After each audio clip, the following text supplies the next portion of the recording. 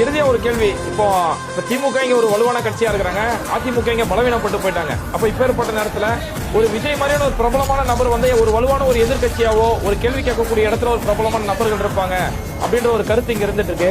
அதனால விஜயோட அரசியலுக்கு உங்களுடைய கருத்து என்ன போகலாம்? இறுதியான கருத்துனா அதான் ஆரம்பத்தே சொன்னேன். அதாவது இங்க திமுக என்ன பண்ணிட்டு இருக்கு அப்படின்னு சொன்னா, முஸ்லீம்களுடைய வாக்குகளை மொத்தமா அறுவடை பண்ணி முஸ்லீம்களுடைய தலையில பலமப்படியே அந்த காலத்துல அது கருணாநிதி காலத்துல ஆரம்பிச்சது, இன்னைக்கு ஸ்டாலின் காலம் கடந்து உதயநிதி ஸ்டாலின் வரைக்கும் தொடர்றது முஸ்லீம்கள் தலையில பலவாரிச்சு திமுக.